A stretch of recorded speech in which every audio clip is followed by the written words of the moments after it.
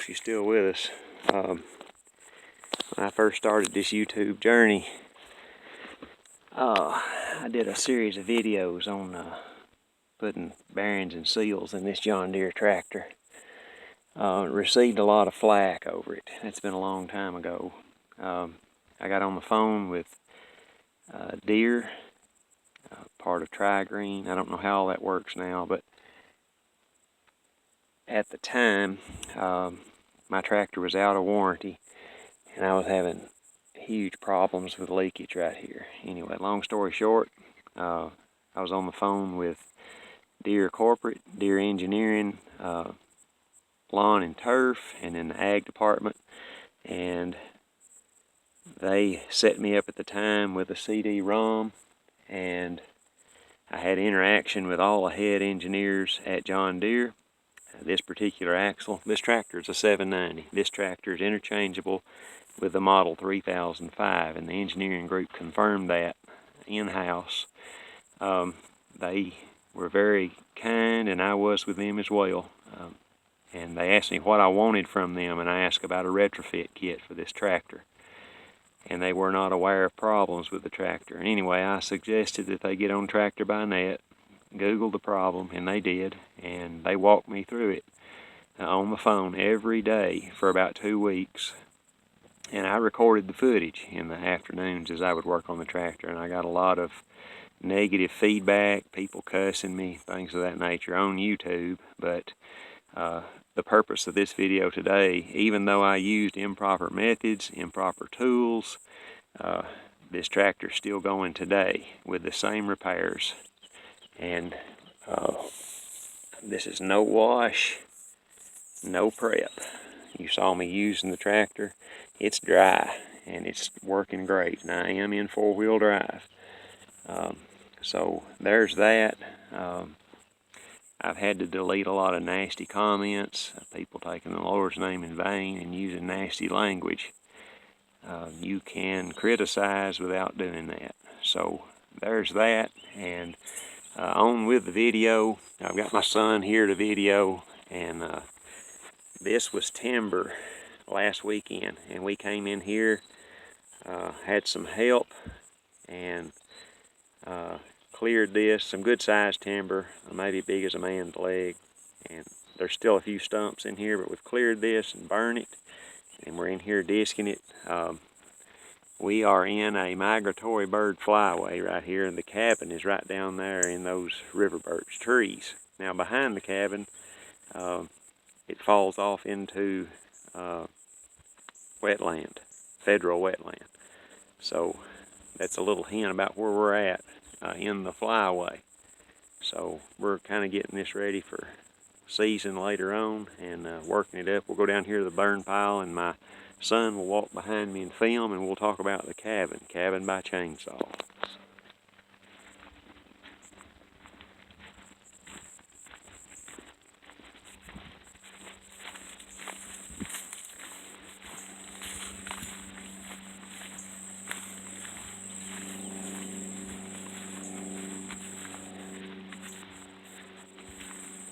Right here was our burn pile.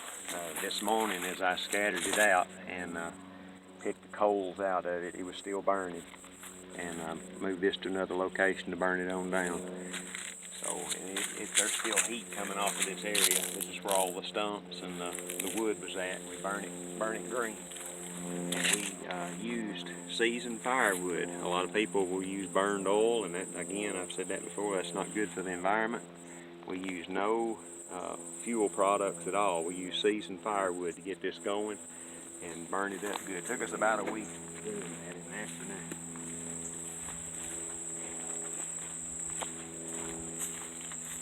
So we can kind of see the cabin here through the birch trees. These birch trees were supplied by my uncle, who works for State Nursery Research Center. He had to get rid of these trees. I took 36 of them, and they were planted last year, so you can see about the rapid growth.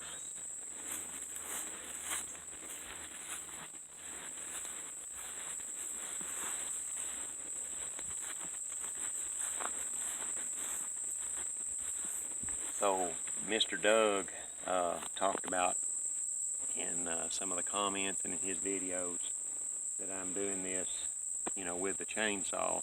Obviously we've got logs in there. Those are not milled with the chainsaw, but I certainly did notch them with a saw, and you can see my videos for that. The porch is white oak, and we milled that out. We milled the framework for the porch with the chainsaw. All that's done by chainsaw. Up here in the eaves, that's cedar. All that's done milled by the chainsaw.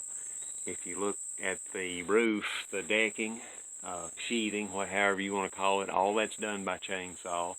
And that's a mixture of poplar and maple. All that, the entire cabin is done with the chainsaw there, and I bought no lumber. These posts came from my father's farm. They're charred cedar. It took me about 2 weeks of dragging and milling with the John Deere. If we look here at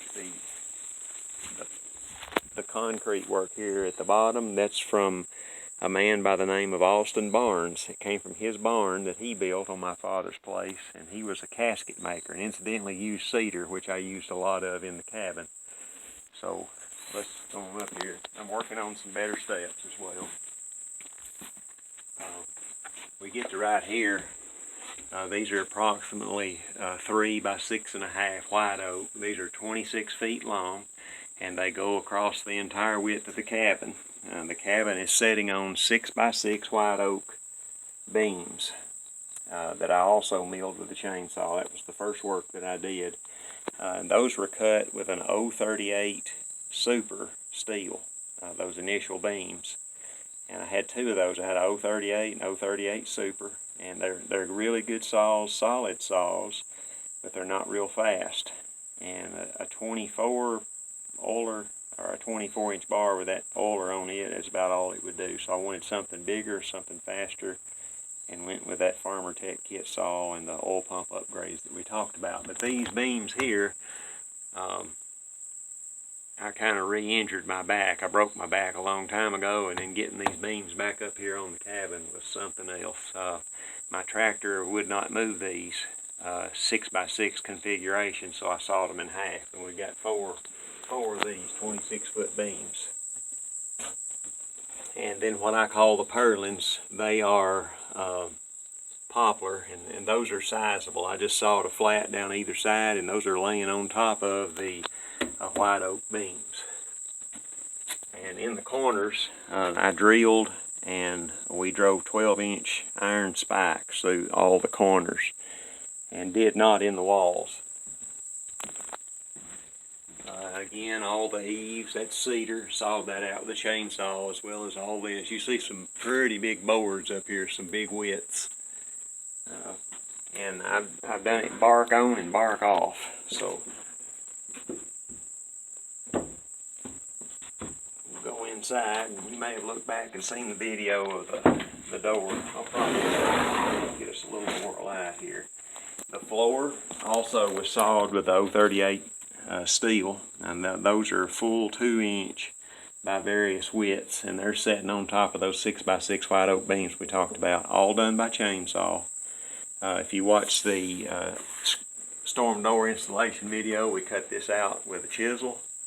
In this door facing here, found a 30 caliber bullet, 30 foot or 20 foot up in the tree. That was pretty interesting. We get on in here. I'll just go ahead and show you the only store-bought wood in the cabin are these 3/4 inch plywood plates that hold these white oak beams together. And if you would pan down these beams, and those are all sawed with a chainsaw. Above the door here, that's white oak, sawed with a chainsaw.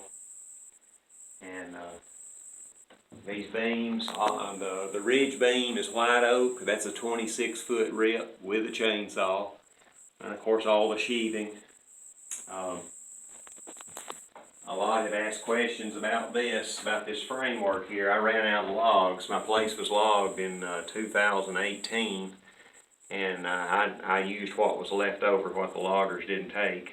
And so I ran out of logs and had to use pieces and splice things together, but it worked very well. I use the tongue and groove method, and that is outlined in some of my other videos. So wanted to show you that. We'll entitle this video Cabin by Chainsaw, and just kind of look it over. And I bit off more than I could chew when I started this. I thought I'd do it in a 2-week vacation, and I didn't even get started. So all the porch, we'll go outside and look at the porch. Everything here was done with a chainsaw on the side. So we got a full wraparound porch, and I know my video doesn't express things very well. We're using probably 20-year-old smartphone technology here, but here's our porch. Full wraparound, and of course, obviously, all the everything that's a milled board was done with a chainsaw here. Going around the front. Good view at the ceiling and stuff here. Alright, I'm going to go get the Hara, and we're going to start dragging these fields down and level them off real smooth, and finish that work up. I thank you for watching.